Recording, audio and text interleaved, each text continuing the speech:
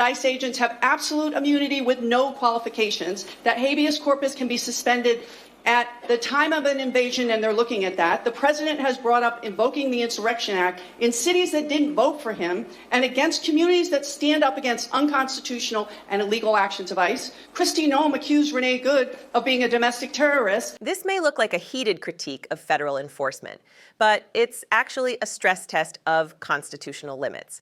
What's really being tested here is whether executive power still answers to law, or whether authority now moves faster than accountability.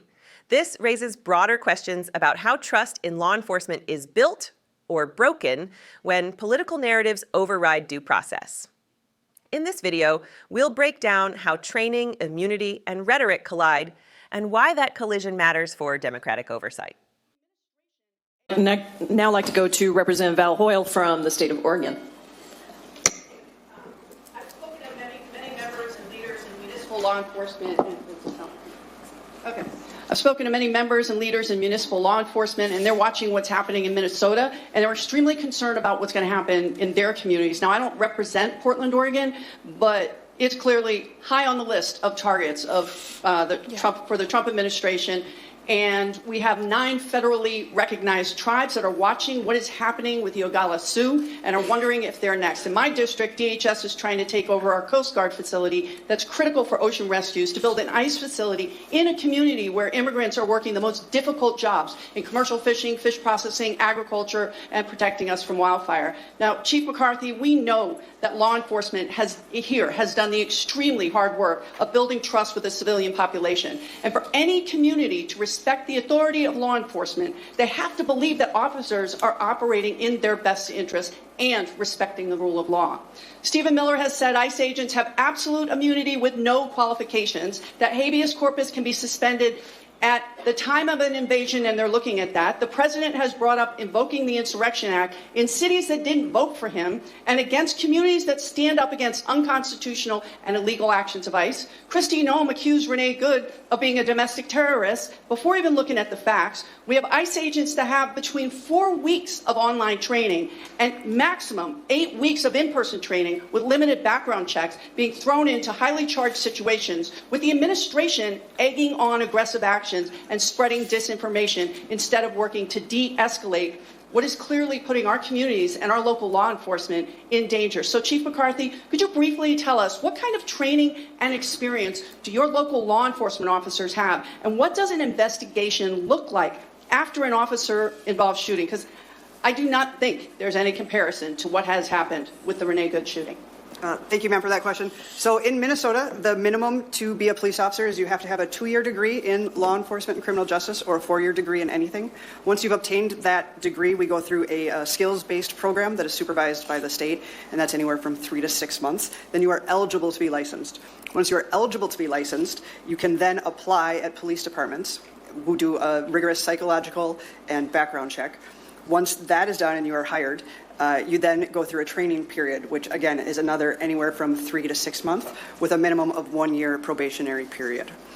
As far as after a use of force, an officer-involved shooting, it is very, very important that we do not comment, we do not guess as far as a justification or not a justification. You never want to color an investigation, as difficult as it is to not react to what you see. Professionally, it is very, very important that you don't give an indication if something is justified or not justified until all of the facts are brought in. It's very thorough, and only then does that legal determination get made at the end of a thorough investigation. All right, thank you very much. Know that we're standing with you, and the Trump administration's use of force was meant to get people to back down, and the longer that you can stand up with our support, the better chance we have of making sure that this stops. We stop this in its tracks. Thank you all for your words. Thank you, Representative Hoyle. I'd now like to recognize. The moment unfolded quietly, but its weight was unmistakable. In a measured voice, Val Hoyle laid out a chain of decisions, statements, and consequences that revealed something far larger than a single exchange at a hearing. When she described how Kristi Noem publicly labeled Renee Good a domestic terrorist before the facts were known, the room shifted, not because of shouting or spectacle, but because of what that accusation represented. A line crossed before evidence was gathered. Judgment delivered before investigation. Power exercised without restraint. That moment exposed a deeper fracture in how authority is being wielded. Hoyle was not merely criticizing a statement, she was warning about a system where the presumption of innocence is being eroded by political urgency. Where language once reserved for the gravest threats is deployed casually against individuals before due process has a chance to speak. In a democracy built on law, that should stop everyone cold. What followed only sharpened the contrast. As Hoyle described communities watching events unfold in Minnesota, tribes wondering if they would be next, and coastal towns fearing the loss of rescue infrastructure to make room for detention facilities, a picture emerged of a federal apparatus expanding its reach with little regard for local consequence. This was not abstract policy. These were real places, real livelihoods, real trust placed at risk. Trust. That word hung over the hearing like an unspoken verdict. Hoyle reminded the room that local law enforcement survives on trust painstakingly built over decades. Trust that officers act in the community's interest.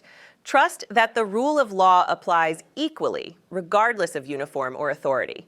When federal officials undermine that foundation through reckless rhetoric or accelerated force, they do not just threaten individuals.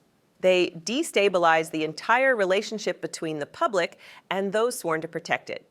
The hearing then pivoted to something even more revealing: training, experience, accountability. Chief McCarthy calmly explained the long road local officers must travel before ever earning a badge. Years of education, months of supervised instruction, rigorous psychological and background evaluations, extended probation. And when force is used, silence until the facts are known. No speculation, no public declarations, no premature conclusions. Only a thorough investigation, followed by a legal determination grounded in evidence. The contrast was stark and impossible to ignore. On one side, a disciplined process designed to restrain power. On the other, a federal posture that, as Hoyle warned, pushes undertrained agents into volatile situations, while political leaders inflame tensions instead of diffusing them. This is not a debate about ideology. It is a question of standards. Of whether the highest levels of government will hold themselves to the same discipline they demand from others. Hoyle's words cut to the heart of the issue when she spoke about absolute immunity, suspended safeguards, and the casual talk of extraordinary powers aimed at communities that dissent. History has taught this lesson repeatedly. When authority abandons restraint, it rarely stops where it began. What starts as an exception becomes a habit. What begins as a label becomes a justification.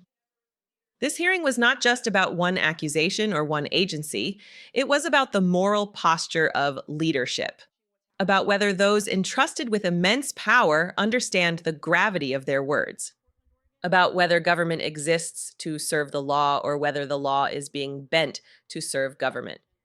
In that quiet exchange, a warning was issued, not with slogans, not with theatrics, but with facts, comparisons, and an appeal to principle, a reminder that justice is not measured by how forcefully it is asserted, but by how carefully it is restrained. That legitimacy does not come from intimidation, but from accountability, and that once trust is broken, it is not easily repaired. This is the crossroads facing the American system right now. A choice between escalation and responsibility, between rhetoric and restraint, between power exercised for control and power limited by law. What happens next will not be decided only in hearing rooms, but by whether citizens are paying attention. Because moments like this are not footnotes, they are signals. If you believe transparency still matters, if you believe accountability should apply to everyone, support our work to expose the truth. Subscribe to Liberty Report USA.